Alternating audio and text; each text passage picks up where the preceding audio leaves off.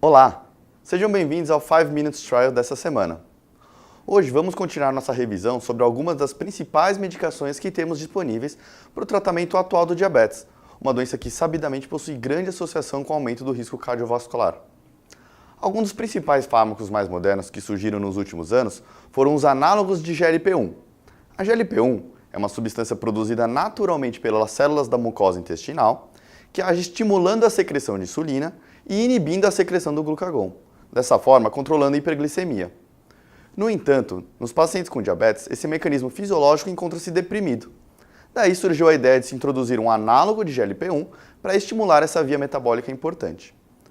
O primeiro fármaco que sugeriu benefícios cardiovasculares nessa classe foi a liraglutida, no estudo LEADER, que já foi comentado aqui no canal. No entanto, a sua aplicação injetável de uso diário impõe um obstáculo à adesão medicamentosa.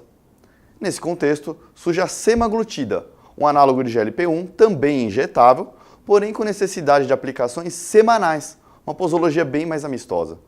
O medicamento foi testado numa série de estudos com o acrônimo SUSTAIN. Hoje vamos comentar os achados do SUSTAIN 6, publicado no New England Journal of Medicine em novembro de 2016. O FDA exige que todas as empresas farmacêuticas americanas realizem testes específicos para aumento de doença cardiovascular para aprovação de medicações antidiabetogênicas. Para cumprir tal requisito, o estudo SUSTAIN 6 avaliou a não inferioridade da semaglutida contra o placebo quanto a desfechos cardiovasculares em uma população de alto risco cardiovascular.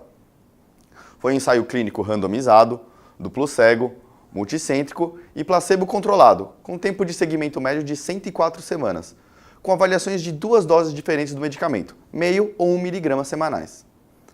Foram incluídos pacientes com diabetes tipo 2, hemoglobina glicada acima de 7% com alto risco cardiovascular, definido através de idade acima de 50 anos com doença aterosclerótica manifesta, insuficiência cardíaca ou doença renal crônica, ou pacientes com idade acima de 60 anos com um fator de risco cardiovascular adicional. Foram excluídos pacientes que haviam utilizado inibidores de DPP-4, análogos de GLP-1 ou insulinas de ação rápida, paciente com síndrome coronariana aguda ou AVC recentes, cirurgia de revascularização programada ou pacientes dialíticos. Foram randomizados 3.297 pacientes para receberem semaglutida meio miligrama, semaglutida 1 mg ou placebo das 2 doses. Os grupos ficaram homogêneos, com idade média de 65 anos, 60% do sexo masculino, peso médio de 92 kg, hemoglobina glicada de 8,7%, 93% dos pacientes tinham hipertensão arterial e 60% já tinham também uma miocardiopatia isquêmica. Os pacientes que utilizaram a semaglutida reduziram em média 1 ponto da hemoglobina glicada quando comparados ao placebo e apresentaram perda de 3 kg com reduções dos níveis pressóricos no período. O desfecho principal do estudo foi a primeira ocorrência de eventos cardiovasculares maiores, morte cardiovascular, infarto não fatal ou AVC, e ocorreu em 6,6% dos pacientes tratados com a semaglutida, contra 8,9% nos pacientes do grupo placebo. Tal diferença atingiu a não inferioridade proposta e em análises subsequentes também mostrou a superioridade do análogo de GLP-1, com NNT de 44 pacientes, às custas da redução de AVC. Na análise de desfechos secundários, a semaglutida também revelou benefício com redução de pacientes com necessidade de revascularização e menor incidência de declínio da função renal. Na análise de segurança, assim como a liraglutida, os pacientes que utilizaram o análogo de GLP-1 apresentaram maior intolerância gástrica, com necessidade de suspensão da medicação e maior incidência de complicações oftalmológicas do diabetes.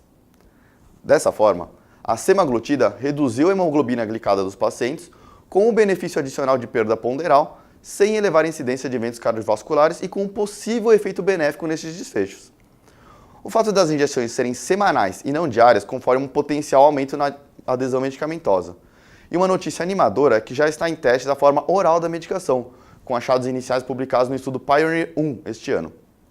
A semaglutida injetável foi aprovada este mês pela Anvisa e deve chegar em breve ao país. Nos Estados Unidos, o fármaco é vendido a $800, porém acredita-se que o preço deve cair bastante no mercado brasileiro. Até a semana que vem.